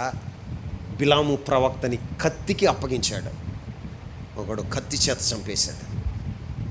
దేవుని మాట వింటే నువ్వు బ్రతుకుతావు. ఏం చేస్తావు? దేవుని మాట వినకపోతే నువ్వు పరిశుద్ధుడివైనా ప్రవక్తమైనా చేస్తావు. ఏమవుతావు? చేస్తావు. అయితే నా ప్రభు నీతో చెప్తున్న మాట ఏంటో తెలుసా? నువ్వు నా మాట వింటే నేనేం చేస్తాను? 2 దీవెనలు చెప్పి వాక్యాన్ని ముగిస్తాను. చూడండి, దేవుని మాట వింటే ఈ 3వ వచనంలోనే ఒక మాట రాయబడి ఉంది. నేను మీతో నిత్య నిబంధన చేసేదను దావీదునకు చూపిన శాశ్వత కృపను మీకు చూపుదును. ఆమేన్ చెప్పండి. ఏం చూపుతాడట? ఇప్పుడు నీవు చెవియొగ్గి ఆయన మాట వింటే నీ జీవితంలో దేవుడు ఒక నిబంధన చేస్తాడు. ఆ నిబంధన ఏంటో తెలుసా? దావీదుకు చూపిన శాశ్వతమైన కృప నేను నీకు చూపుతాను. ఆమేన్. ఈ రోజున ప్రభు శాశ్వతమైన కృప ఎలా ఉంటుందో తెలుసా? శాశ్వతమైన కృప నీ మీద చూపినప్పుడు పర్వతములు తొలగొచ్చు, మెట్టలు తత్తరిల్లవచ్చు, కానీ దేవుని కృప నిన్ను విడిచిపోదాం. ఆమేన్ చెప్పండి. నీ జీవితంలో ఎవరైనా నిన్ను విడిచిపోవచ్చేమో కానీ, ఎవరైనా నిన్ను విడిచిపోవచ్చేమో అని, పరిస్థితులన్నీ మారిపోవచ్చు కానీ దేవుని కృప మాత్రం నిన్ను ఇప్పుడు నువ్వు ఆయన మాట వింటే దావీదుకు చూపిన శాశ్వతమైన కృప చూపుతాను అంటాడు. 54వ అధ్యాయంలో అంటాడు, 54వ అధ్యాయం 10వ వచనంలో అంటాడు, పర్వతములు తొలగిన మెట్టలు తత్తరిల్లిన నా కృప విడిచిపోదు, సమాధాన సంబంధమైన నా నిబంధన తొలగిపోదు. ఆమేన్. నీతో చేసిన నిబంధన తొలగిపోదంట. ఆమేన్ చెప్పండి. ఈ రోజున దేవుని మాట వినగలిగితే ప్రియమైన సంగమా, దేవుడు నీతో ఒక నిబంధన చేస్తాడు. ఆ నిబంధన ఏంటో తెలుసా? దావీదుకు చూపిన శాశ్వతమైన కృప మీకు అనుగ్రహించును గాక. ఆమేన్ చెప్పండి. శాశ్వతమైన కృపను మీకు చూపుతానని ప్రభు చెప్తున్నాడు. ఈ రోజున నీకు, నీ కుటుంబానికి, నీ పిల్లలకు దేవుడు శాశ్వతమైన కృప చూపును గాక. ఆయన చూపాలంటే ఆమేనంటే కాదు కానీ దేవుని మాటను వినేవారుగా ఉండాలి. దేవుని చిత్తాన్ని నీ జీవితంలో పరిపూర్ణంగా నెరవేర్చేవాడుగా ఉండాలి. అప్పుడు శాశ్వతమైన కృప. పర్వతములు తొలగినను మెట్టలు తత్తరిల్లినా, పర్వతములు తొలగినను మెట్టలు తత్తరిల్లినా, నా కృప నిన్ను వీడదని ఆమేన్. నా కృప నిన్ను వీడదని అభయమిచ్చితివి, శాశ్వతమైనది నీవు నాయడ చూపిన కృప. హల్లెలూయా. దేవుని మాట వింటే నీతో నిబంధన. ఆ నిబంధన ఏంటంటే దావీదుకు చూపిన శాశ్వతమైన కృప నీకు చూపుతాడు. రెండవ మాట చెప్తా, 5వ వచనాన్ని చదవండి. నీ వెరుగని జనులను నీవు పిలిచెదవు, నిన్నెరుగని జనులు యెహోవా నిన్ను మహిమపరచగా చూసి నీ దేవుడైన యెహోవాను బట్టి ఇశ్రాయేలు పరిశుద్ధ దేవుని బట్టి నీ యొద్దకు పరిగెత్తుకుని వచ్చేదారు. ఆమేన్ చెప్పండి. దేవుడట దేవుని మాట వింటేనట నిన్ను మహిమపరిచేవాడగా ఉంటాడు. ఆమేన్. నిన్ను మహిమపరిస్తే జనులు నీ వద్దకు ఎలా వస్తారో తెలుసా? పరిగెత్తుకుని వస్తారట. ఆమేన్. ఇప్పటి వరకు నీ జీవితం ఎలా ఉందో తెలుసా? జనులందరూ నిన్ను విడిచిన అనుభవం. ఏ అనుభవం?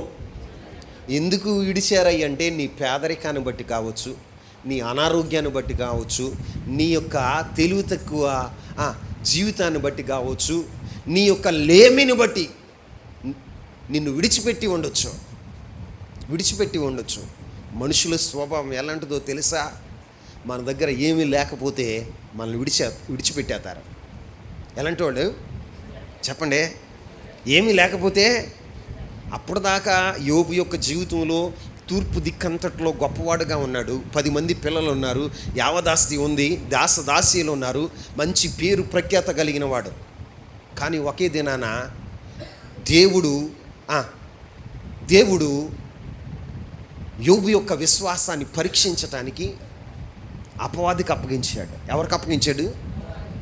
అంతరంగాన్ని ఎరిగిన దేవుడు అపవాదికి అప్పగిస్తే అపవాది ఒకే దినాన 10 మంది పిల్లల్ని కోల్పోయాడు, యావదాస్తిని కోల్పోయాడు, పనివారు పోయారు, భార్య అసహించుకుని వెళ్ళిపోయింది, అనారోగ్యం వచ్చింది. ఇప్పుడు ఎవరు ఉన్నారు ఆయన దగ్గర? నా అంటానికి ఎవరు? భార్య విడిచిపెట్టి వెళ్ళిపోయింది, బంధువులు విడిచిపెట్టి వెళ్ళిపోయారు, స్నేహితులు విడిచిపెట్టారు, దూరాన ఉండి నిందలేస్తున్నారు. ఏమేస్తున్నారు? నిజంగా అనారోగ్యంగా ఉన్నవాడిని ఏం చూసి ఏమనాలండి? బాధలో ఉన్నవాడిని ఏమనాలి? అయ్యో నీకు బాధ కలిగిందిరా, దేవుడు తగ్గిస్తాడురా, ఓర్చుకోరా, దేవుడు స్వస్థత ఇస్తాడు, మరలా ఆరోగ్యం పొందుకుంటావు, నీ పని నువ్వు చేసుకుంటావు అని మనం చెప్పాలి. అవునా? కాలిరిగినోడి దగ్గరికి వెళ్ళి నీకు దేవుడు ఊరిని కాలు ఎరగొట్టాడారా, నీ నడతలు ఎలాంటివో తెలుసా, నువ్వు తీర్పు తీర్చేస్తావా, నువ్వు న్యాయవంతుడువా? చెప్పండి. నువ్వు ఎలాంటోడువో తెలుసా, నీకు తగిన శిక్ష పడిందిరా, దేవుడు న్యాయం తీర్చాడురా, దేవుడు చూడకుండా ఉండడురా. దేవుడే కావాలని యోబుని అప్పగించాడు. దేవుడే కావాలని యోబుని అప్పగించాడు అపవాది చేతికి. అపవాది కీడు కలగజేసింది కానీ దేవుడు కలగచేయలా. అలాంటి యోబు దగ్గరికి వెళ్ళి స్నేహితులు ఏమంటున్నారు తెలుసా? దూరాన ఉండి నిందలేస్తున్నారంట. ఏం చేస్తున్నారు? బంధువులు ఏమైపోయారు? అడ్రస్ లేరు అప్పుడు దాకా. బంధువులు ఏమైపోయారు? అప్పుడు దాకా అడ్రస్ లేరండి. విచిత్రం ఏంటంటే దేవుడు తన శ్రమలన్నీ సహించుకోవటం చూసి దేవుడు కనికరించి ఒక రోజున యోబును దర్శించాడు. ఏం చేశాడు? యోబును దర్శించాడు. దర్శించిన తర్వాత ఏం జరిగిందో తెలుసా? ఏం జరిగింది?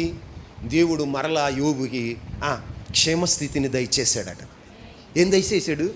క్షేమస్థితిని దయచేసి రెండంతలుగా ఆశీర్వదించాడట. చెప్పండి. ఇప్పుడు వచ్చారండి అందరం. చూడండి, యోబు గ్రంథం 42వ అధ్యాయం 12వ వచనమా? ఒకసారి చదువుదామా? 11వ వచనం. అప్పుడు అతని సహోదరులందరూ, అతని అక్క చెల్లెలందరూ, అంతకుముందు అతనికి పరిచయులైన వారందరూ వచ్చి అతనితో కూడా అతని ఇంట అన్నపానములు పుచ్చుకుని యెహోవా అతని మీదికి రప్పించిన సమస్త బాధలను గురించి ఎంతలేసి దుఃఖములు పొందితివని అతని కొరకు దుఃఖించుచు అతన్ని ఓదార్చిరి. ఎప్పుడు? 10వ వచనం చదవండి. మరియు యోబు తన స్నేహితుల నిమిత్తము ప్రార్థన చేసినప్పుడు యెహోవా అతనికి క్షేమస్థితి మరలా అతనికి దయచేసెను. మరియు యోబునకు పూర్వము కలిగిన దానికంటే రెండంతల అధికముగా యెహోవా అతనికి దయచేసెను. ఆమేన్. ఇప్పుడు అన్నీ వచ్చిన తర్వాత ఏమొచ్చినాక? అన్నీ వచ్చిన తర్వాత అందరూ వచ్చారు. అమ్మ, అర్థమవుతుందా? అక్కడ ఎవరెవరు ఉన్నారు? యోబు గారికి సహోదరులు ఉన్నారంట, అక్క చెల్లెళ్ళు ఉన్నారంట. మరి ఇంతకు ముందు ఏమైపోయారు వీళ్ళు? ఆయన బూడిదలో కూర్చున్నప్పుడు అరికాలు మొదలుకుని నడినెత్తి వరకు కొంచెం కూడా స్వస్థత లేక శరీరం అంతా పుండ్లు కుక్కలు నాగుతూ ఉన్నప్పుడు ఏమైపోయారు వీళ్ళు? వీళ్ళందరూ? అక్క చెల్లెలు ఏమైపోయారు? అన్నదమ్ములు ఏమైపోయారు? ఆయనకి పరిచయస్తులందరూ ఏమైపోయారు? ఆయన దగ్గర ఏమీ లేనప్పుడు అందరూ దూరంగానే ఉన్నారు. ఈ విషయాన్ని నువ్వు గుర్తించుకో. నీ దగ్గర ఏమీ లేనప్పుడు నువ్వు అందరికీ సులకనైపోతావు, అందరూ నీకు దూరం అయిపోతారు. కానీ నువ్వు మరలా అన్నీ సంపాదించుకుంటే అప్పుడు వస్తారు. ఎవరు చెప్పండి? ఎవరండి? సహోదరులు వస్తారు, అక్క చెల్లెలు వస్తారు, అయిన వారు వస్తారు, తెలిసిన వారు అందరూ వస్తారు. అప్పుడు లేని వరుసలన్నీ వస్తాయి. మా మేనలుడు, మా మేనత్త, సరస్వతి అత్త, మా మేనత్త ఏత్త. చెప్పండి. ఇప్పుడు దేవుడు మరలా క్షేమస్థితిని దయచేసినప్పుడు, ఎప్పుడు? రెండంతల ఆశీర్వాదాన్ని యోబుకి దేవుడు దయచేసినప్పుడు అందరూ వచ్చారు. కానీ వాళ్ళు బాగా తిని ఇప్పుడు బాగున్నాడుగా. ఎక్కడికి వెళ్ళారు తెలుసా? రాగానే కిచెన్లోకి వెళ్ళారు, డైనింగ్ హాల్లోకి వెళ్ళి అరే బాబు పెట్టరా యోబు. తిన్నారు, బాగా తిన్నారు. ఇప్పుడు ఎడుతున్నారంట తిన్న తర్వాత. ఎప్పుడండి? తిన్న తర్వాత, బాబు నువ్వు ఎన్ని బాధలు అనుభవించావురా నాయన, అని అప్పుడు ఎడుతున్నారా? బాధలో ఉన్నప్పుడు కనికరించాలి, బాధలో ఉన్నప్పుడు ఓదార్చాలి, బాధల్లో ఉన్నప్పుడు వచ్చి హక్కున చేర్చుకోవాలి. మేము ఉన్నాంరా, ధైర్యంగా ఉండరా అని చెప్పాలి. కానీ వీళ్ళు ఎప్పుడు చేరు తెలుసా? మరలా దేవుడు అన్నీ అనుగ్రహించిన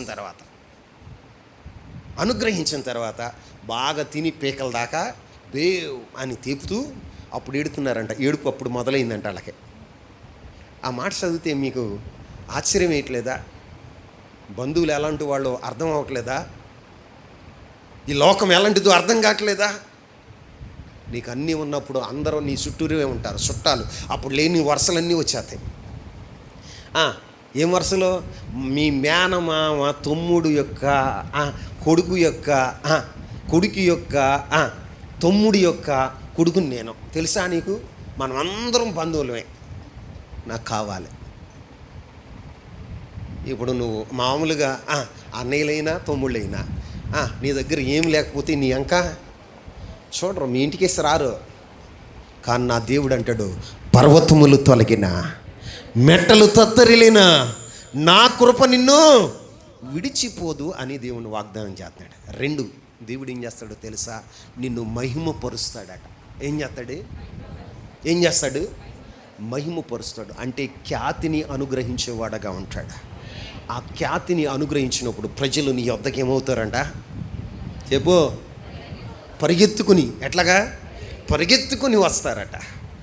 నువ్వు అంతకుముందు ఎవరిని రమ్మన్న, అమ్మ బుజ్జ అయ్యగారి గురించి చెప్తూ ఉంటాడు ప్రకాశం గారు. ఏమో నువ్వు తెలుసా?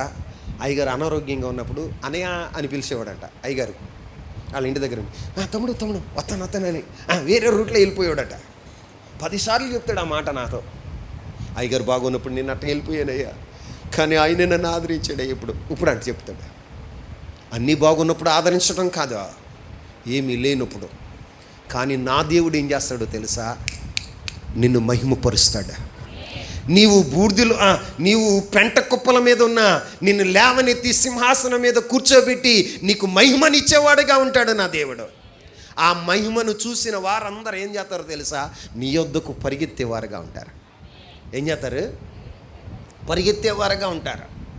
ఆయనే నీ మీద నీతి సూర్యుడిగా ప్రకాశిస్తున్నప్పుడు నువ్వేమవుతావు తెలుసా? వెలుగొందేవాడుగా ఉంటావు. వెలుగొందితే ఆ వెలుగుకి రాజులు నీ యొద్దకు వస్తారట. ఎవరేమో రాజులు నీ యొద్దకు వస్తారు. సముద్రము వ్యాపారం నీ వైపు తిరగబడుతుంది. ఆమె చెప్పండి. అప్పుడు రానుడెవడండి? వ్యాపారం నీ దగ్గర ఉన్నప్పుడు, దేవుడే నిన్ను మహిమపరుస్తున్నప్పుడు రానివాడు ఎవడ? జనులు పరిగెత్తుకుంటా నీ యొద్దకు వస్తారట. ఎప్పుడో తెలుసా? నువ్వు దేవుని మాట వినగలిగితే దేవుడు నిన్ను మహిమపరిచేవాడుగా ఉంటాడు. రాజులు నీ యొద్దకు పరిగెత్తుకొచ్చేవారుగా ఉంటారు. రాణీలు నీకు దాదీలుగా ఉంటారు. నిన్ను ఎవరైతే తృణీకరించారో వారు నీ పాదధూళి నాకేవారుగా ఉంటారో అంతగా దేవుడు నిన్ను ఆశీర్వదించేవాడుగా ఉంటాడు. అయితే నువ్వేం చేయాలో తెలుసా? దేవుని మాట వినాలి. ఎవరి మాట? దేవుని మాట వినాలి. దేవుని మాటను నువ్వు నిర్లక్ష్యం చేయొద్దు, పెడసవిని పెట్టొద్దు. ఈ రోజున దేవుని మాట వినగలిగితే నీ జీవితంలో ఇన్ని అద్భుతాలు చేయటానికి నా ప్రభువు ఇష్టపడుతున్న శుభదినం ఈ దినం. ఆమె చెప్పండి. నీ జీవితాన్ని దేవుడు మహిమపరచటమే కాదు, ఆయన మాట వింటేనంట, ఆయన మాట ఏం చేస్తుందో తెలుసా?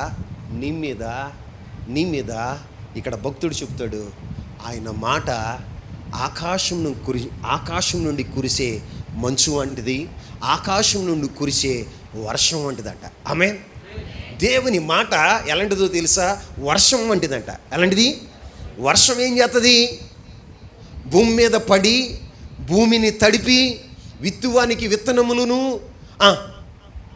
ఆకలిగొనిన వారికి ఆహారమును దయచేయటానికి దాన్ని వర్ధిల్ల చేస్తుందట.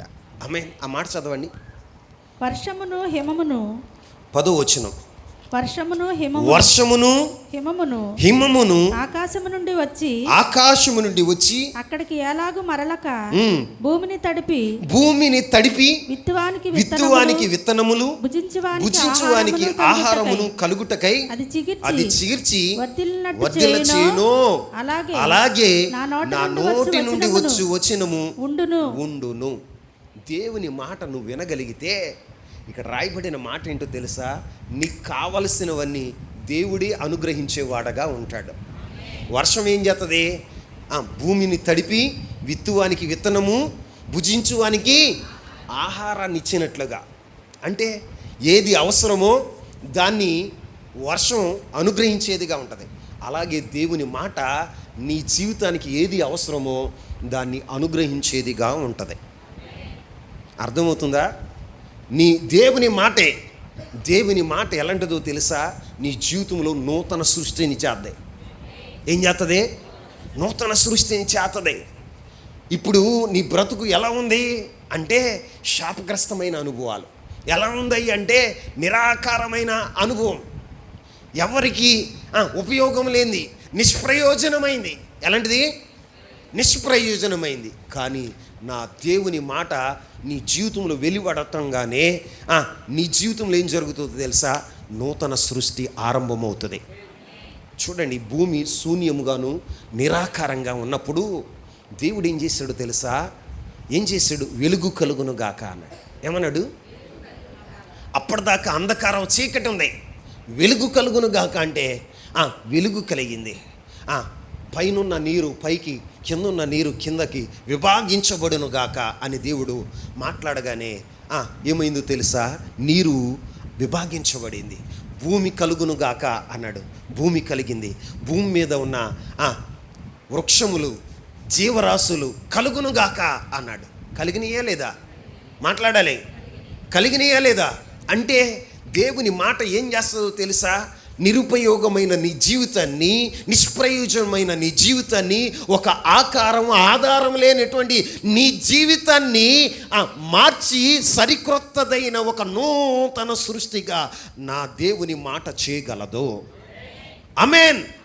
ఈ రోజున నీ జీవితంలో దేవుని మాట ఏదైనా చేయగలదు. నువ్వు అనుకోవచ్చు, నేను ఎండిపోయానయ్యా, నా కుటుంబం మోడిబారిపోయిందయ్యా. ఎండిపోయిన ఎముకలను జీవాత్మనిచ్చి గొప్ప సైన్యంగా నిలబెట్టాడు నా ప్రభు. ఎండిపోయినటువంటి ఎముకలు, ఎగిస్కేలు ప్రవక్తని ఎండిపోయిన ఎముకలు ఉన్న లోయలోనికి పంపించి ఎగిస్కేలుతో ప్రభు చెప్తున్నాడు, ఎగిస్కేలా, ఈ ఎముకలు బ్రతకగలవా? ఏమంటున్నాడండి? బ్రతకగలవా? ఆయన అంటాడు, నాకేం తెలుసు ప్రభువా, ఏదైనా నువ్వు చేయగలిగిన వాడువయ్యా, ఏదైనా చేయగలిగిన వాడవయ్యా. అయితే ప్రవచించు. ఏమంటున్నాడు? ప్రవచించు. దేవుడు చెప్పినట్లుగా ఎగిస్కేలు ప్రవచించగానే ఏం జరుగుతుందో తెలుసా? ఆ ఎండిన ఎముకల్లో ఒక కదలిక, ఆ ఎండిన ఎముకల్లో ఒక ధ్వని పుట్టిందండి. ఎముకలన్నీ ఏ ఎముకి ఆ ఎముక వచ్చి ఒకదానికో ఒకటి కూర్చబడుతుంది, సమకూర్చబడుతుంది. ఆ సమకూర్చబడుతూ ఉంటే ఎగిస్కేలు చూస్తున్నాడు, ఇదేదో గ్రాఫిక్స్ లాగా ఉంది. ఎలా ఉంది? ఒక్క మాట మాట్లాడాను, దేవుని మాట మాట్లాడాను, గ్రాఫిక్స్ లాగా ఉంది. అమ్మా చెల్లెమ్మా, గ్రాఫిక్స్ లాగా ఉంది. ఎక్కడ ఎముక? ఎక్కడో పడిపోయిన కాలు ఎముక వచ్చింది, తొడ ఎముక తొడ దగ్గర అనుకుంటుంది. ఇంకొక చోటన ఉన్న ఎముక వచ్చింది, పాదం దగ్గర అతుక్కుంటుంది. పక్కట ఎముక వచ్చి ఇక్కడ అతుక్కుంటుంది. చేతి వేళ్ళు ఎముకలు వచ్చి చేతి వేళ్ళకి అతుక్కుంటున్నాయి. చూస్తూ ఉంటే అంత గ్రాఫిక్స్ లాగా ఉన్నాయి. ఏంటి? గ్రాఫిక్స్ లాగా ఉంది.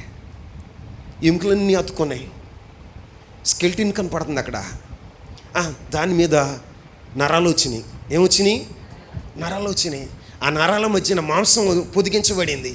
ఆ మాంసం పైన చర్మం పొదిగించబడింది. ఇప్పుడు ఆకారం వచ్చేసింది. ఏమొచ్చేసింది? ఓయ్ ఎగిస్కేలు, వీళ్ళు ఇప్పుడు బ్రతకగలరా అన్నాడు. ఎందుకు బ్రతకరయ్యా? నువ్వు చెప్తే ఏదైనా జరుగుతుంది. అయితే వాళ్ళలోకి జీవాత్మ వచ్చినట్లుగా ప్రకటించు, ఊదో అనగానే ఏం జరిగిందో తెలుసా? జీవాత్మ వచ్చి వారిలోనికి రాగానే వారందరూ గొప్ప సైన్యంగా నిలబడ్డారు. ఎలా నిలబడ్డారు? గొప్ప సైన్యంగా నిలబడ్డారు. ఈ రోజున నేను మీ చెప్పే మాట ఏంటో తెలుసా? ఎండిపోయిన నీ బ్రతుకుని, పాడైపోయినటువంటి నీ జీవితాన్ని, శిథిలమైపోయిన నీ కుటుంబ వ్యవస్థను నా ప్రభువు బాగు చేయగలడు. ఒక నూతన జీవాన్ని ఇవ్వగలడు. నీ జీవితాన్ని సిగిరించి వర్ధిల్ల చేయగలడు. అయితే ఆయన మాట నువ్వు వినాలి. ఏం చేయాలి? ఆయన మాటను వినాలి. ఆయన మాట వింటే పాడైపోయిన జీవితాన్ని కూడా ఆయన ఏం చేస్తాడో తెలుసా? బాగు చేస్తాడు. ఏం చేస్తాడు? శిథిలమైన కుటుంబాలను కట్టగలడు ఆయన. నీ జీవితంలో నిరుపయోగమైన అనుకుంటున్న నీ బ్రతుకుని ఉపయుక్తకరంగా మార్చగలడు. ఆమేన్. ఆయనకు అసాధ్యమైంది ఏం లేదా? ఈరోజున మరి ఆయన మాట వింటావా? ఈరోజైనా దేవుని మాట వింటావా? ఆయన పిలుస్తున్నాడుగా, దప్పిగొనిన వారలారా నీళ్ళ యొద్దకు రండి, సెవియొగ్గి నా యొద్దకు రండి, నా యొద్దకు రండి. మీ అక్కర్లు తీర్చేది నేను, మీ అవసరతలు తీర్చేది నేనే ఏమైనా చేయగలిగిన దేవుణ్ణి. మోకరించండి, ప్రార్థన చేసుకుందాం. మోకరించండి, ప్రార్థన చేసుకుందాం. చేతులు ఎత్తండి.